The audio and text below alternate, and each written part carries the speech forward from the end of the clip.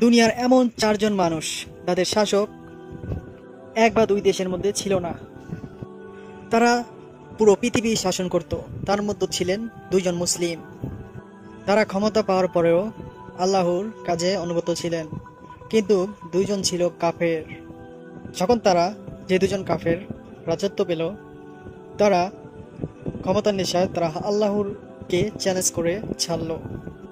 মুসলিমদের প্রথম সাইয়াদিনা সুলাইমান আলাইহিস সালাম, তিনি ছিলেন নবী এবং পুরো বিশ্বের শাসক। আর দ্বিতীয় ছিলেন সিকান্দার জুলকারনাইন। তিনি ইয়াজুজ ও মাজুজ এক ভয়ঙ্কর জাতিকে এক দোয়ালের আবদ্ধ করে রেখেছেন। আর কাফেরদের প্রথম ছিল নমরুদ। সে আল্লাহর সাথে প্রতিযোগিতা করার জন্য চ্যালেঞ্জ ছুড়ে দিয়েছিল।